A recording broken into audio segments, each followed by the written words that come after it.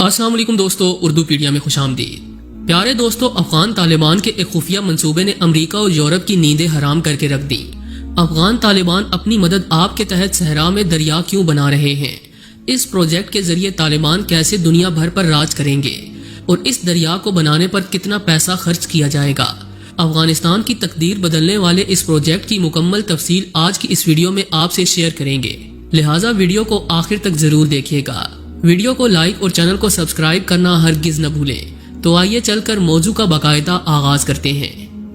پیارے دوستو، جیسا کہ آپ جانتے ہیں کہ اس وقت افغانستان میں طالبان کی حکومت ہے اور حیران کن طور پر انتہائی قلیل عرصے میں طالبان نے اپنی حکومت نہ صرف مضبوط کی بلکہ افغانستان میں پہلے کے مقابلے میں امن بھی آ چکا ہے اور افغانستان تیزی سے ترقی کی منازل طے کر رہا ہے، جبکہ حال ہی میں افغان طالبان کی حکومت نے ایک ایسے پروجیکٹ کو لانچ کیا جو آگے چل کر افغانستان سمیت ایشیائی ممالک کی تقدیر بدل کر رکھ دے گا۔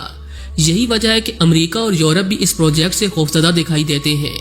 اس پروجیکٹ کا نام کوش ٹیپا کینال ہے۔ دراصل طالبان صحرا کے بیچوں بیچ ایک نہر بنا رہے ہیں جس سے پورے افغانستان کو پانی کی سپلائی کی جا سکے گی۔ سب سے خاص بات تو یہ ہے کہ مصنوعی نہر کا یہ پروجیکٹ طالبان کا اپنا ڈیزائن کیا ہوا پروجیکٹ ہے، کیونکہ افغان طالبان نے اس کے لیے کسی بھی ملک سے مالی مدد طلب نہیں کی اور نہ ہی کوئی بیرونی انجینئر یا ٹیکنالوجی مستعار لی ہے۔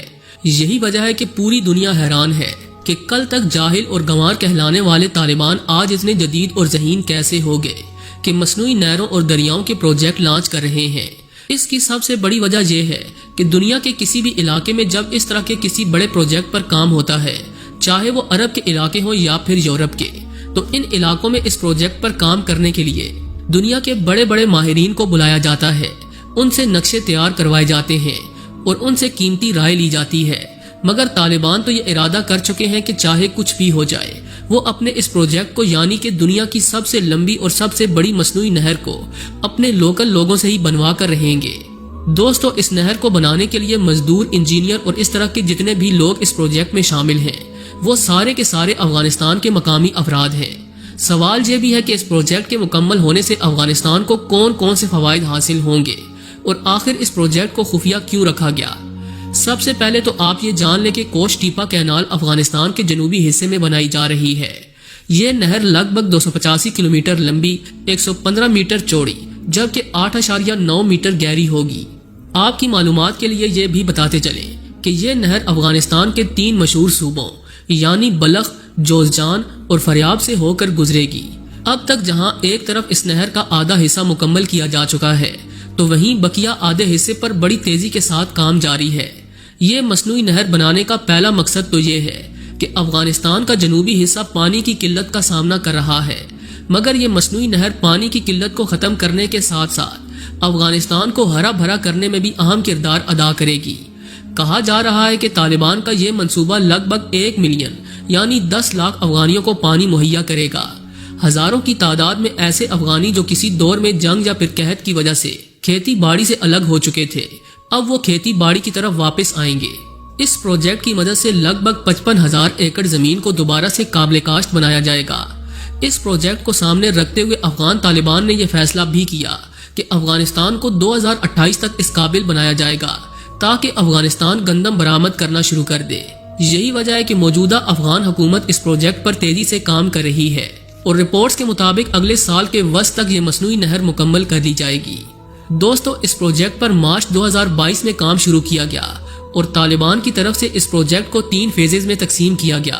شروع کے 2 فیزز میں تو صرف کھدائی کا کام ہوا، جبکہ تیسرے اور آخری فیز میں اس کے اوپر اریگیشن سسٹم یا دوسرے ایڈوانس سسٹم لگائے جائیں گے جو پانی کی مقدار اور بہاؤ کو برقرار رکھیں گے۔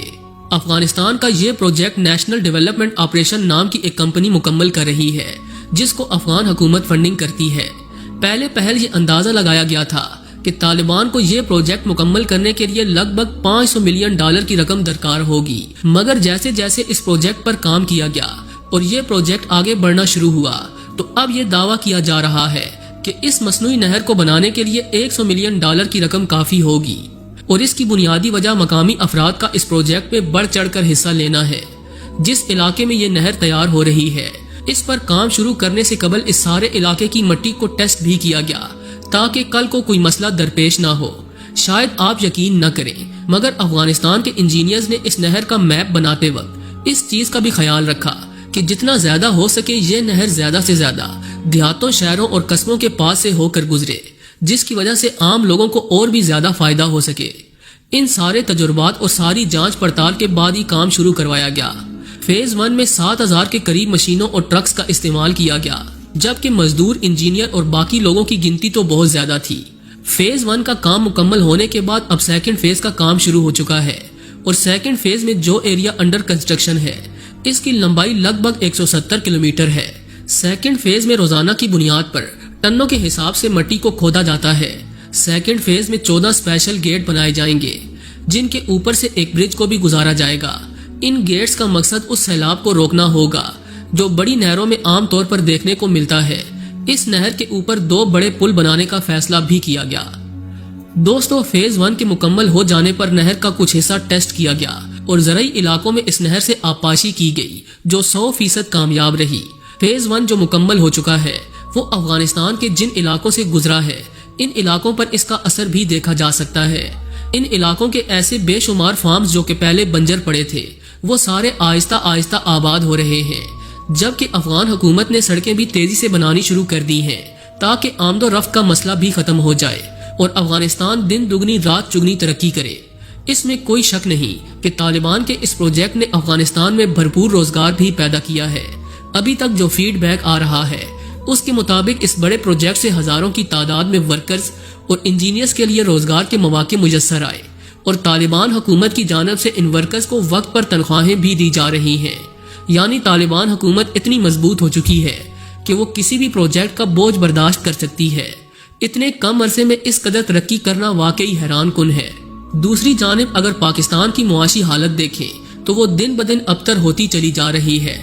افغانستان کے اس پروجیکٹ کو لے کر امریکہ اور یورپ بھی پریشان ہیں، کیونکہ یہ پروجیکٹ آگے چل کر افغانستان کی تقدیر بدل کر رکھ دے گا۔